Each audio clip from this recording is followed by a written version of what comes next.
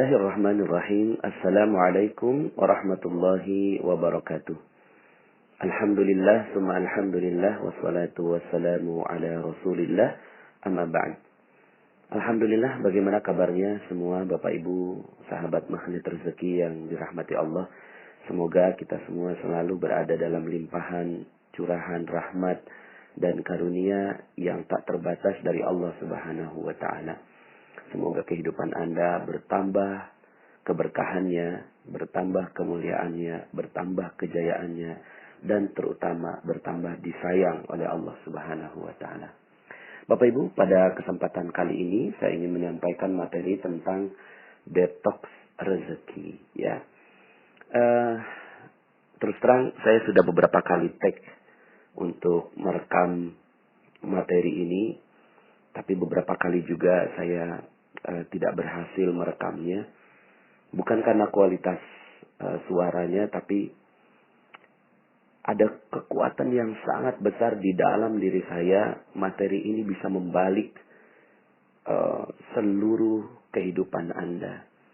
Ibarat kalau kita salah jalan, kemudian kita sadar, kemudian kita tinggal U-turn atau berbelok berbalik arah.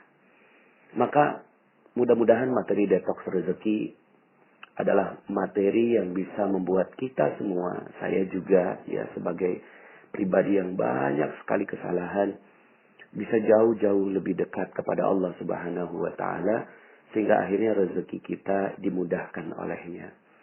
Bapak Ibu, ada banyak sekali yang merasa menyesal tentang dosa-dosa yang pernah dilakukan. Tapi lebih banyak lagi yang tidak menyesal, Bapak Ibu. Lebih banyak lagi yang tidak mengetahui tentang dosa-dosa yang dilakukan. Lebih banyak lagi yang tidak mengerti tentang perisai rezeki. Dia hanya mengerti tentang kenapa hidup susah, kenapa hidup kok jadi ribet, kenapa kok rezeki jadi seret, kenapa kok hidup tidak mudah dijalani, kenapa tampaknya Allah tidak adil begitu. Tapi betapa banyak orang di luar sana yang tidak sadar bahwa ternyata seluruh sebab-sebab dari yang terjadi pada kehidupannya hanyalah perisai rezeki yang dicintai betul olehnya. Sehingga akhirnya dia tidak merasa bahwa dia telah melakukan kesalahan. Maka bagi Anda yang menghubungi saya secara pribadi dan kemudian mengatakan tentang betapa hinanya diri kita, betapa hinanya diri saya ketika mendengarkan materi tentang jodoh terbaik, mendengarkan materi tentang cacat yang sempurna, mendapatkan cerita tentang betapa banyaknya orang yang bersalah lalu kemudian berharap Allah Subhanahu wa Ta'ala mengampuninya, tentang materi-materi yang berkaitan dengan apa yang sudah saya sampaikan sebelumnya. Bapak Ibu, bagi mereka-mereka yang sadar akan perisai rezekinya, saya ingin ucapkan selamat kepada Anda. Kenapa? Karena kesadaran akan kesalahan adalah rezeki itu sendiri. Kesadaran bahwa kita berbuat salah itu adalah rezeki yang tidak ternilai, Bapak Ibu. Karena siapa sih yang gak pernah berbuat salah? Siapa yang gak pernah berbuat dosa? Kullu bani Adam khatta'un. Seluruh bani Adam, tak terkecuali para nabi dan rasul, khatta'un, berbuat salah, berbuat dosa, berbuat khilaf. Wa khairul khatta' at-tawwabun, dan sebaik-baik orang-orang yang berdosa adalah mereka yang bertaubat kepada Allah Subhanahu wa Ta'ala. Di sepanjang sejarah ada banyak sekali kisah tentang orang-orang yang berdosa lalu berbalik arah. Berdosa berbalik arah lalu Allah tinggikan derajatnya. Berdosa berbalik arah Allah tinggikan derajatnya. Nabi Musa alaihi salam ketika beliau merasa tangannya hina betul ketika memukul seseorang yang dibelanya, sebenarnya ada konflik antara kaumnya Bani Israel dengan pengawalnya. Fir'aun, ya. Lalu kemudian dipukul, lalu kemudian terbunuh. Dan kemudian Nabi Musa merasa hina sekali. Nabi Musa merasa dirinya bersalah sekali karena telah membunuh. Karena dalam sebuah ayat Allah Subhanahu wa taala berfirman, barang siapa yang membunuh satu manusia itu sama dengan membunuh seluruh manusia. Wa man ahyaha faka'annama ahyan nasa jami'a. Tapi sebaliknya, jika seseorang itu telah menghidupkan jiwa seseorang, maka dia sama dengan seperti menghidupkan seluruh jiwa manusia. Tapi subhanallah Bapak Ibu, kehinaan yang dianggap oleh Nabi Musa berbalik arah menjadi kemuliaan yang Allah Subhanahu wa taala pilihkan untuk beliau, yang akhirnya diangkat menjadi nabi. Ya. Jadi nabi juga berbuat salah, tapi kemudian ketika sadar akan kesalahannya, lalu kemudian Allah angkat derajatnya menjadi nabi bahkan. Nabi Yunus alaihissalam, ketika beliau sudah tidak sanggup menghadapi kaumnya, ya, yang akhirnya dia melarikan diri dari kaumnya yang Allah Subhanahu wa taala utus untuk berdakwah. Tapi kemudian akhirnya di dalam perut ikan paus yang besar, Nabi Yunus menyadari kesalahannya. Lalu kemudian gema dari doanya terdengar sampai kita saat ini. La ilaha illa anta subhanaka inni kuntu minaz zalimin. Tidak ada ilah selain engkau ya Allah. Maha suci engkau. Inni kuntu minaz zalimin. Ya Allah, saya ini termasuk orang-orang yang zalim. Ini adalah kesadaran Nabi Yunus akan dosa-dosa yang dilakukannya. Nabi Adam alaihissalam juga kisah tentang berdosa. Ketika takdirnya masuk dalam surga Allah Subhanahu wa taala, lalu kemudian tergoda, ya, dan kemudian akhirnya diturunkan ke muka bumi, maka sepanjang kehidupannya Nabi Adam alaihissalam berdoa, Rabbana zalamna anfusana wa illam taghfir lana wa tarhamna lanakunanna minal khasirin. Ya Allah, aku telah menzalimi diriku sendiri. Allahumma Rabbana zalamna anfusana wa illam taghfir lana, jika engkau tidak mengampuni kami, lanakunanna minal khasirin, sungguh terjadilah kami menjadi orang yang merugi. Kisah Nabi Adam adalah kisah pengampunan, kisah pertaubatan. Sepanjang kehidupan Nabi Adam adalah meminta ampun kepada Allah Subhanahu wa taala.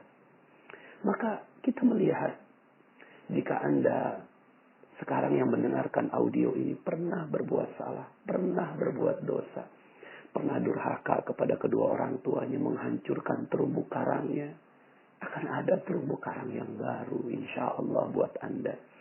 Bagi Anda yang mungkin mendengarkan materi jodoh terbaik lalu terpukul sekali, apa begitu Pak Nas? Apa saya begitu hina? Saya pernah berzina dalam kehidupan saya sebelumnya. Bersyukurlah, karena nyawa kita belum sampai ke kerongkongan.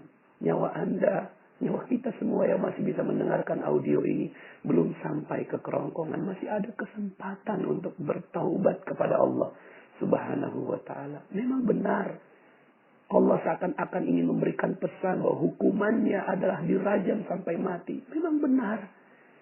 Seakan-akan untuk menunjukkan bahwa benar-benar dosanya besar sekali.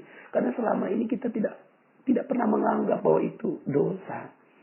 Kita iyalah dosa, tapi kita tidak pernah menganggap bahwa dampaknya begitu besar kepada kehidupan dunia kita maupun kehidupan akhirat kita. Kita anggap ya nantilah minta ampun kepada Allah, salaman kepada manusia, lalu kemudian bertaubat kepada Allah, diampuni. Enggak sesederhana itu. Ketika kita sadar bahwa ini adalah dosa yang sangat besar, maka itu adalah rezeki yang luar biasa buat kita. Mungkin selama ini Anda menganggap bahwa, waduh Pak Nas, kalau saya sudah pernah berzina, pantas saja rezeki saya hancur seperti ini. Karena memang sepertinya saya sudah tidak pantas untuk mendapatkan rezeki dari Allah. Tapi yuk sama-sama. Yuk sama-sama kita bergabung dengan kafilah pertaubatan. Dengan kafilah orang-orang yang sadar akan dosanya. Kafilah para nabi yang mengakui dosa. Kafilah orang-orang yang dimuliakan oleh Allah Subhanahu wa ta'ala. Bahkan ada banyak sekali kisah tentang mereka-mereka yang sadar akan dosanya. Tapi kekuatan kesadaran akan dosa. Kesadaran akan dosa ini yang membuat akhirnya Umar bin Khattab dalam sebuah hadis Rasulullah SAW bersabda, "Ittaqillaha haitsuma kunta wa atbi'is sayyi'atal hasanata tamhuha." Bertakwalah kepada Allah dimanapun kau berada, dan iringilah perbuatan buruk dengan perbuatan baik. Karena kebaikan dapat mengkompensasi keburukan. Maka hadis ini menjadi kabar gembira bagi Umar bin Khattab radhiyallahu an. Menjadi kabar gembira dan dijadikan ini sebagai ruh kehidupan bagi Umar bin Khattab radhiyallahu an. Ruh kehidupan bagi Umar. Ya. Ketika kesalahannya ingin ditutupi dengan kebaikan demi kebaikan demi kebaikan, sampai akhirnya Umar bin Khattab radhiyallahu an menjadi manusia mulia yang kita kenang sampai sekarang. Karya dari Umar bin Khattab radhiyallahu an, masya Allah, begitu besar. Dan ternyata itu berangkat dari sebuah kesadaran akan kesalahan. Dan ini adalah rezeki yang mulia. Rezeki yang besar. Umar bin Khattab mungkin ada perasaan khauf, ada perasaan takut. Ya Allah, apakah benar aku bisa diampuni oleh Engkau? Sementara dosaku begitu banyak, ya Allah. Tapi kemudian akhirnya Umar bin Khattab tidak larut dengan kesalahannya. Tidak larut dengan dosanya. Umar bin Khattab menutupinya dengan beramal lagi. Amal apa lagi? Amal apa lagi? Amal apa lagi yang bisa kulakukan agar bisa mengambil hatinya Allah untuk mengampuni dosa saya yang sangat-sangat besar. Maka Bapak Ibu yang dirahmati Allah Subhanahu wa taala, mungkin sebagian di antara Anda ketika mendengarkan materi tentang perisai rezeki, lalu kemudian saya mulai bongkar sedikit demi sedikit dosa-dosa yang kita lakukan. Kita merasa pantas. Ya pantas aja rezeki kita nggak datang Bapak Ibu. Karena perisai kita begitu besar. Tapi kita punya Allah. Kita punya Allah yang maha mengampuni. Yang maha sayang akan hambanya. Yang maha sayang akan hambanya.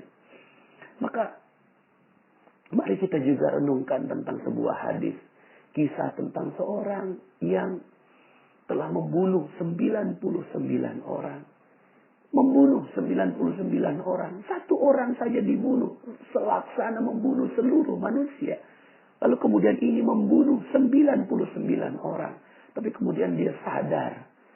Hati nuraninya keluar. Bekerja. Sensornya bekerja. Lalu kemudian ada hidayah yang merasuk di dalam hatinya. Lalu kemudian bertanya, apakah aku bisa diampuni ya Allah? Sementara aku telah membunuh 99 orang. Lalu kemudian dia bertemu dengan seorang ulama pada saat itu. Ya, ini cerita di zaman Bani Israel dikisahkan oleh Rasulullah SAW. Pada saat itu bertemu ulama. Wahai syekh, wahai ulama, saya ini telah berdosa. 99 orang telah saya bunuh. Apakah saya bisa diampuni oleh Allah? Tapi kemudian ulama ini mengatakan, mana mungkin kau bisa diampuni? Satu orang saja sudah selaksana membunuh seluruh manusia. Kamu telah membunuh 99 orang.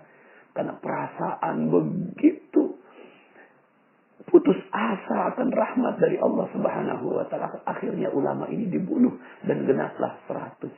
Sampai kemudian manusia yang ingin bertaubat ini datang kepada ulama kedua yang kemudian mengatakan, Allah maha mengampuni. Sampai akhirnya batas ketenggorokan.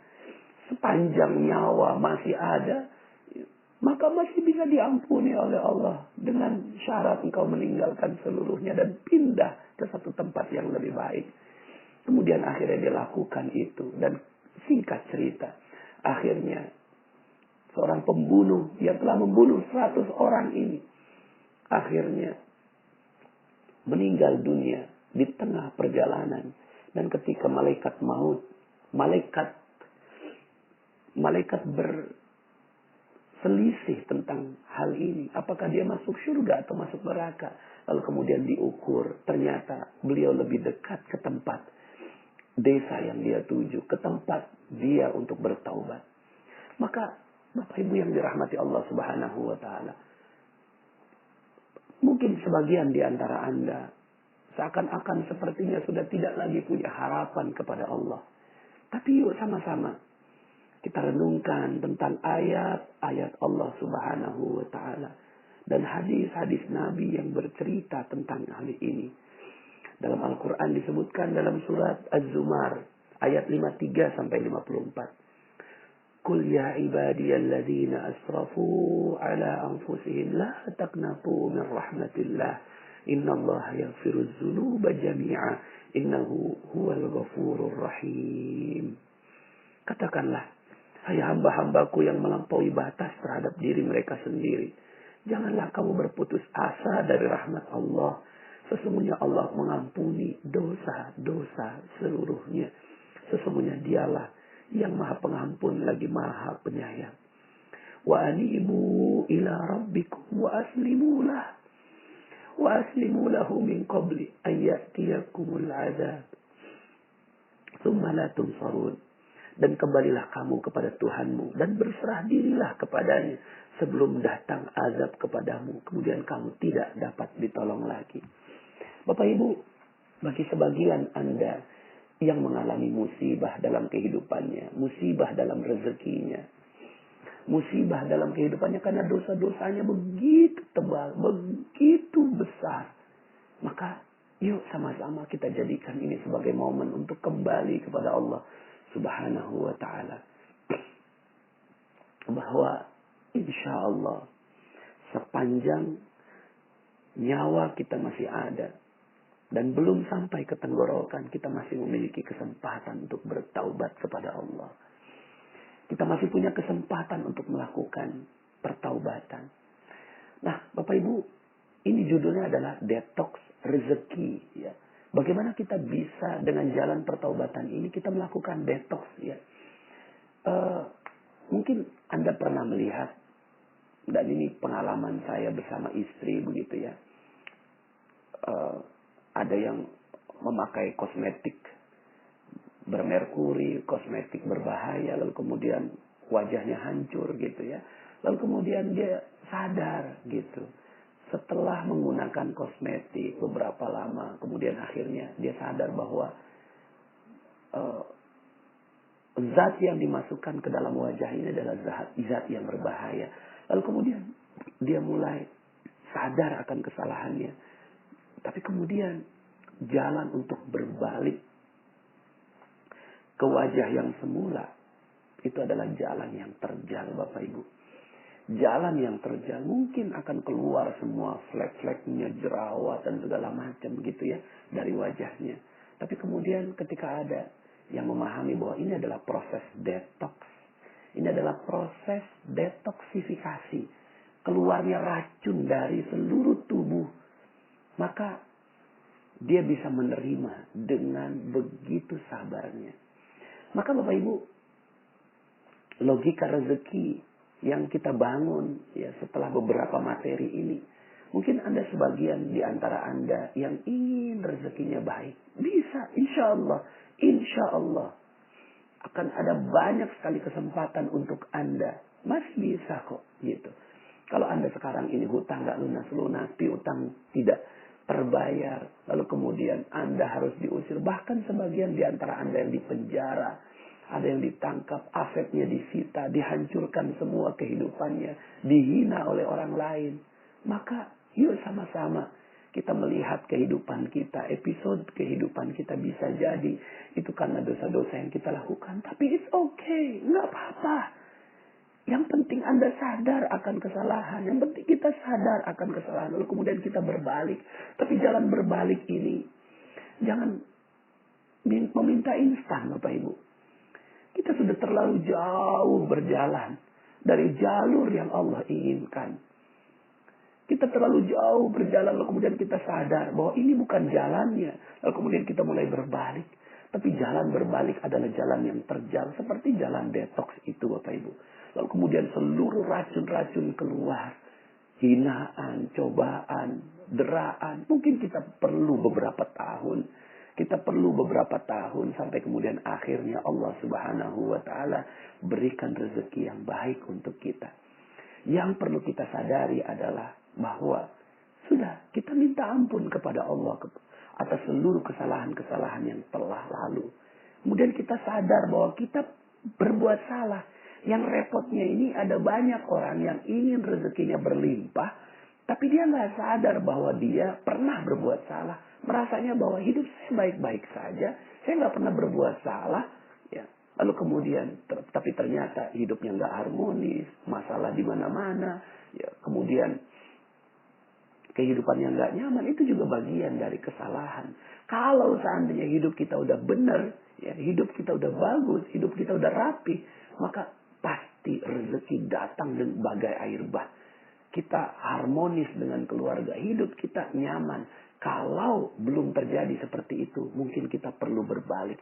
Dan saat berbalik itu kita perlu mengalami yang namanya detoksifikasi. Keluarnya racun-racun. Maka jangan heran, mohon maaf, mohon izin. Bagi mereka yang ingin menekuni jalan ini. Bagi mereka-mereka yang ingin mengetahui tentang jalan ini. Maka jalan ini akan dipenuhi dengan keluarnya racun-racun yang ada dalam tubuh kita. Kalau keluar itu, maka berbahagialah. Makanya dalam materi sebelumnya saya sampaikan tentang yang namanya paradox of candy. Akan ada bungkus-bungkus yang banyak yang dikeluarkan. Mungkin barang Anda hilang. Mungkin Anda akan dihina orang. Mungkin ya akan ada banyak sekali pengorbanan yang keluar dari diri Anda. Tapi itulah prosesnya. Itulah detoxnya. Itulah detoxnya. Itulah bungkus-bungkus yang keluar. Sabar saja. Sebentar lagi isinya akan datang. Ya, sebentar lagi isinya akan datang.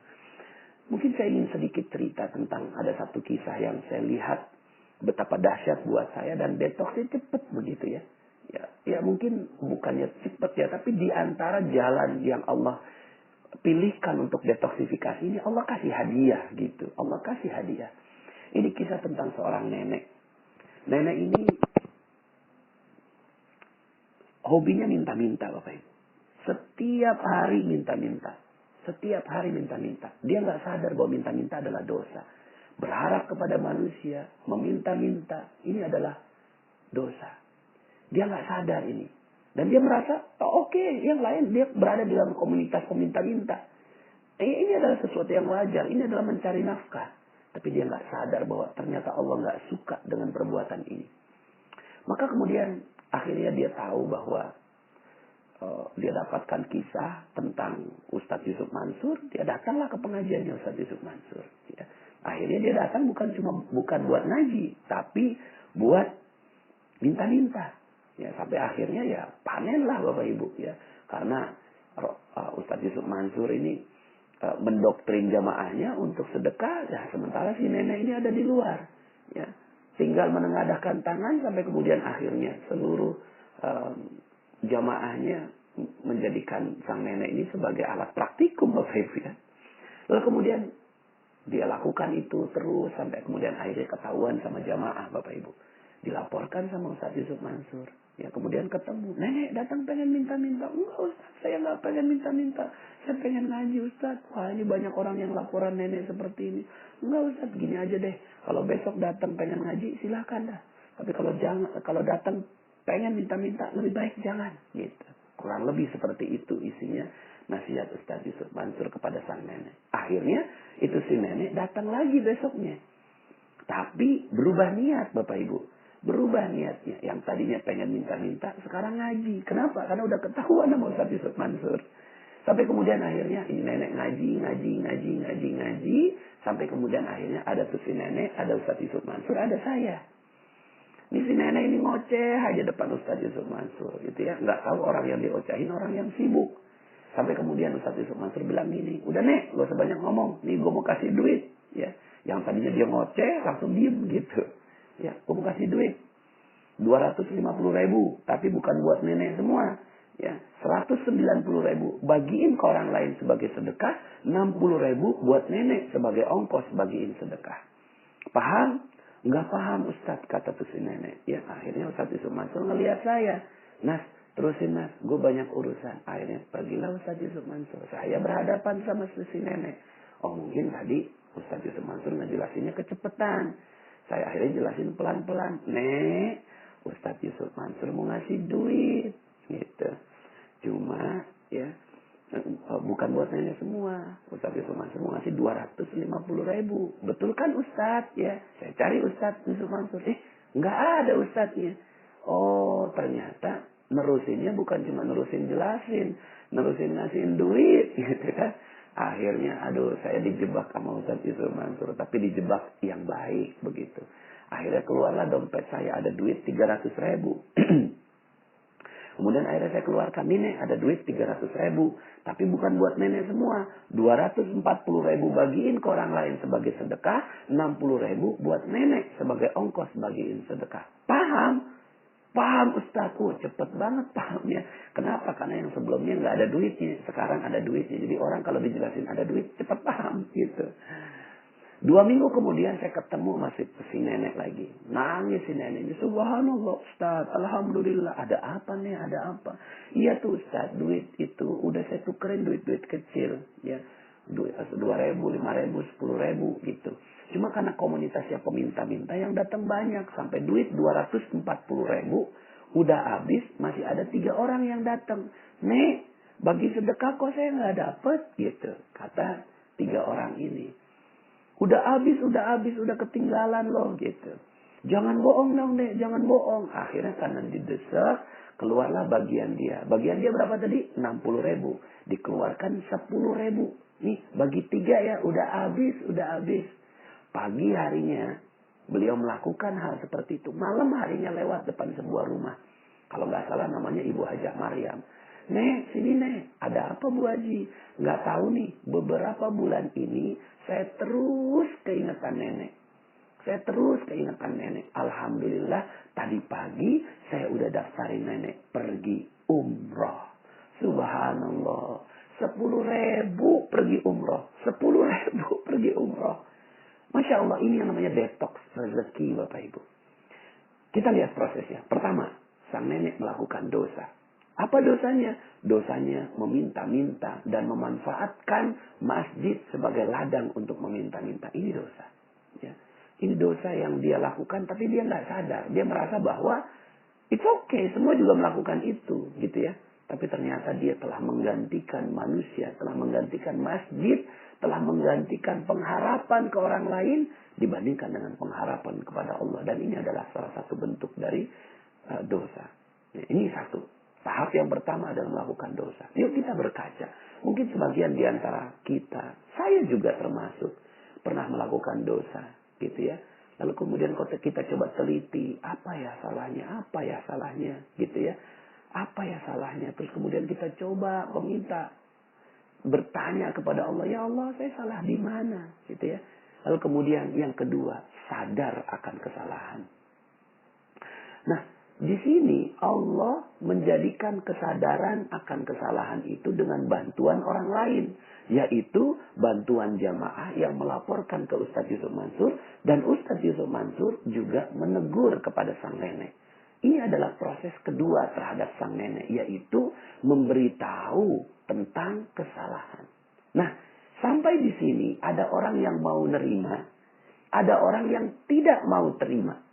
Ya. Sampai di sini ada orang yang mau terima, ada orang yang nggak mau terima. Kebetulan alhamdulillah sang nenek ini mau terima. Akhirnya beliau ya merendahkan dirinya. Ini tahap ketiga. Pertama, terjadi dosa. Kedua, disadarkan akan dosanya. Yang ketiga, merendahkan hatinya kepada Allah Subhanahu wa taala dan merasa bahwa dirinya pernah melakukan salah dan meminta ampun kepada Allah Subhanahu wa taala. Proses merendahkan diri di hadapan Allah ini dilakukan oleh Nabi Adam sepanjang 1000 tahun. Proses merendahkan diri ini dilakukan oleh Nabi Musa. Proses merendahkan diri ini dilakukan oleh Nabi Yunus. Proses merendahkan diri ini dilakukan oleh Umar bin Khattab radhiyallahu anhu. Sehingga ketika setiap beliau ingat akan wajah anaknya, beliau selalu menangis. Ini adalah proses merendahkan diri di hadapan Allah. Ya. Dan proses merendahkan diri ini ya dilakukan dengan sepenuh kesungguhan. Kemudian setelah merendahkan diri di hadapan Allah, baru yang keempat, mengisi dengan aktivitas yang bisa menutupi dosa tersebut. Ya. Yang dilakukan oleh sang nenek adalah ngaji, gitu ya. Ini yang dilakukan oleh sang nenek. Nah, yang dilakukan oleh Umar bin Khattab adalah menutupi dengan berbagai amal soleh. Maka kita harus haus, gitu ya. Harus haus, apalagi nih amal soleh yang harus saya lakukan. Makanya janji Allah terhadap berbagai amalan itu adalah diampunkan seluruh dosa. Ini ada proses detox, gitu ya. Ini ada proses detox sehingga akhirnya ya, yang dilakukan oleh seorang mukmin adalah mencari detoxnya. Apa nih yang harus saya lakukan agar bisa mendetoks dosa-dosa saya, agar bisa menghancurkan seluruh dosa-dosa saya. Begitu, ya. Maka di sini menutupinya dengan berbagai amal soleh, beramal lagi. Haus dengan amalan-amalan yang Allah janjikan untuk pengampunan dosa. Nah, untuk kasus sang nenek ini beliau akhirnya ngaji. Dan saya yakin proses ngaji yang dilakukan oleh sang nenek ini pedih sekali. Kenapa pedih? Karena dia biasa mendapatkan uang dari pengajian. Tapi sekarang ini tidak mendapatkan. Maka bisa jadi kehidupannya berat. Bisa jadi kehidupannya sulit. Bisa jadi kehidupannya tidak mudah, Bapak Ibu. Tapi beliau terima.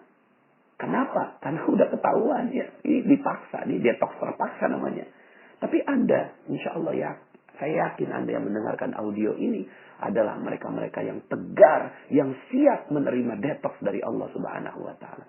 Maka ada yang mengalami detoxnya selama 7 tahun, ada yang detoxnya selama 2 tahun, 3 tahun, 5 tahun dan seterusnya. Nah, ini Bapak Ibu, ya, mengalami beratnya ujian ketika kembali. Jadi yang pertama dosa, melakukan dosa, ini tahap pertama. 2, sadar akan kesalahannya. 3, merendahkan diri di hadapan Allah Subhanahu wa Ta'ala. Yang keempat, diisi dengan berbagai amalan-amalan untuk mempercepat ditimbunnya dosa-dosa itu. Dan yang kelima adalah bersabar dengan prosesnya. Bersabar dengan proses detoxnya. Ya.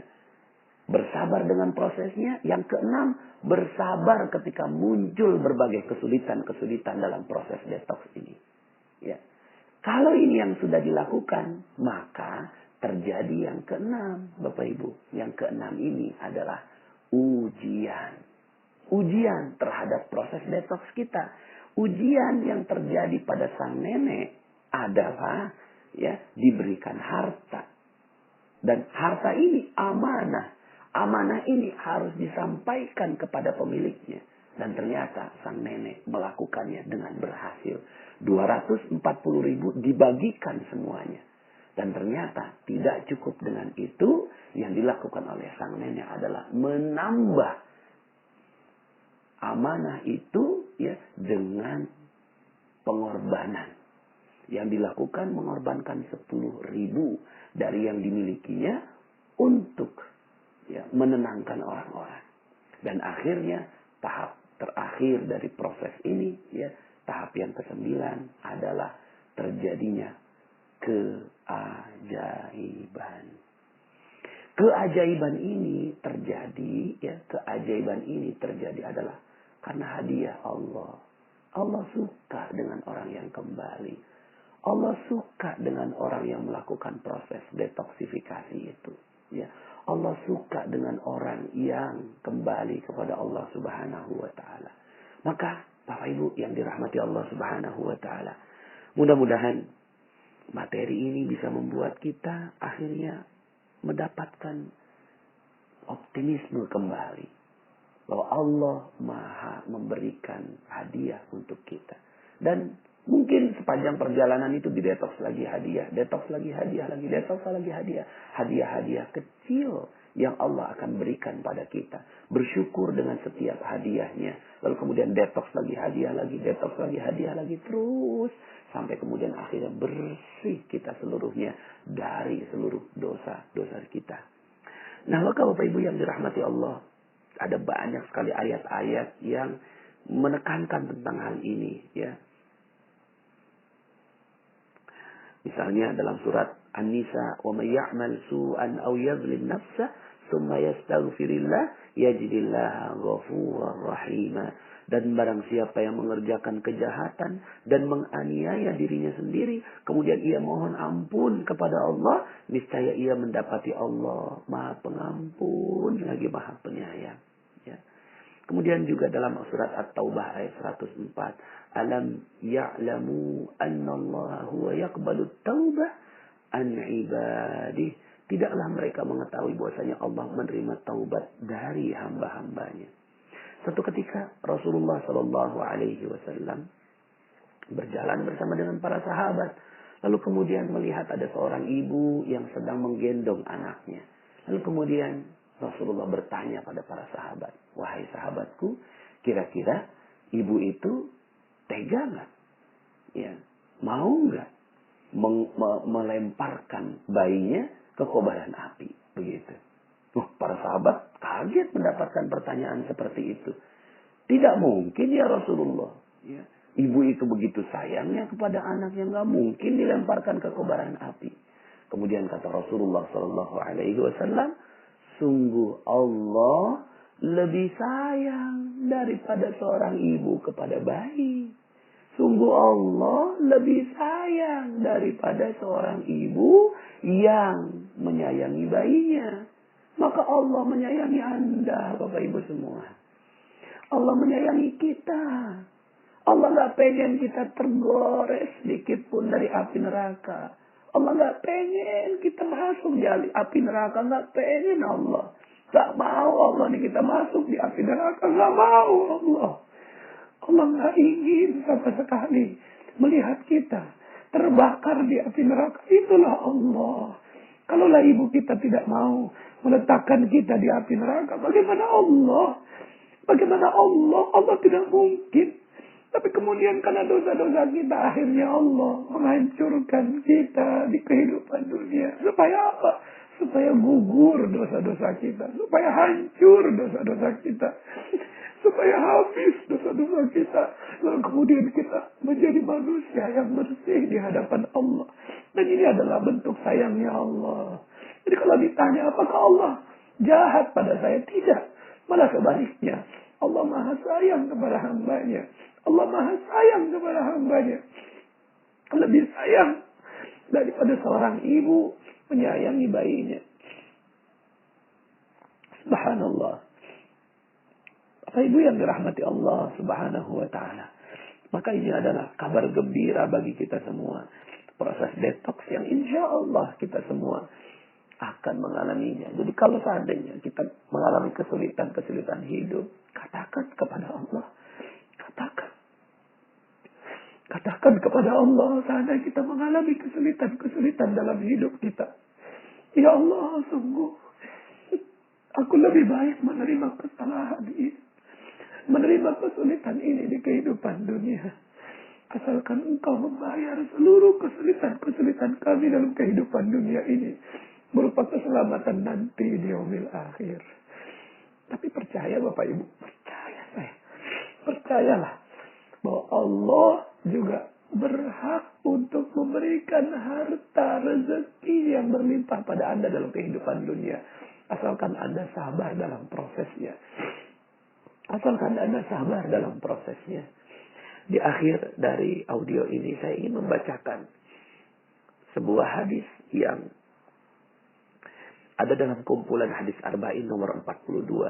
Dalam sebuah hadis qudsi, Anas radhiyallahu an berkata, aku mendengar Rasulullah sallallahu alaihi wasallam bersabda, Allah Subhanahu wa taala berfirman, wahai anak Adam, selama kalian mau berdoa dan berharap kepadaku, pasti ku ampuni dosa yang pernah kalian lakukan.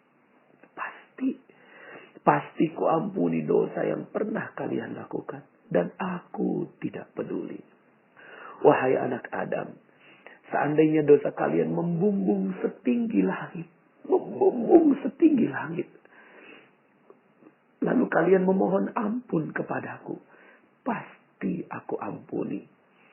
Wahai anak Adam, seandainya kalian datang kepadaku dengan membawa kesalahan sepenuh bumi, asalkan tidak menyekutukan aku, pasti aku mendatangimu dengan membawa ampunan sepenuh bumi pula. Subhanallah, Masya Allah. Mudah-mudahan kita semua diampuni oleh Allah Subhanahu wa ta'ala. Mungkin yang perlu kita lakukan adalah banyak-banyak beristighfar. Banyak-banyak beristighfar kepada Allah Subhanahu wa ta'ala. Semoga dengan istighfar ini Allah Subhanahu wa ta'ala akan mengampuni seluruh dosa-dosa kita. Mudah-mudahan dengan seluruh dosa-dosa ini Allah Subhanahu wa ta'ala akan mengampuni seluruh dosa-dosa yang kita lakukan. Yang kita bisa lakukan adalah beristighfar, lalu kemudian bertaubat kepada Allah Subhanahu wa ta'ala. Kemudian kita baca doa Sayyidul Istighfar yang nantinya akan saya ajarkan dalam kesempatan berikutnya. Kemudian juga membaca tahlil La ilaha illallah. Membaca La ilaha illallah.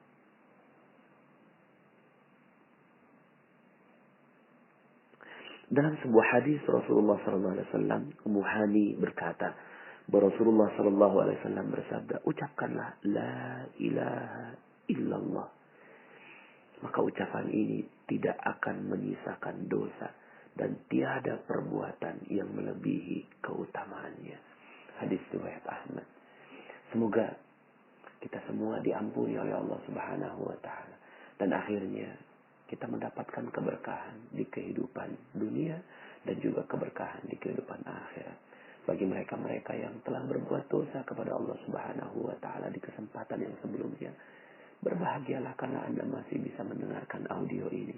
Artinya Anda masih punya kesempatan untuk meminta ampun dan diampuni oleh Allah Subhanahu wa ta'ala sampai nyawa Anda, sebelum nyawa Anda sampai di tenggorokan Anda.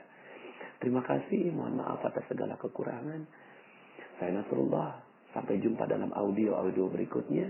Assalamualaikum warahmatullahi wabarakatuh.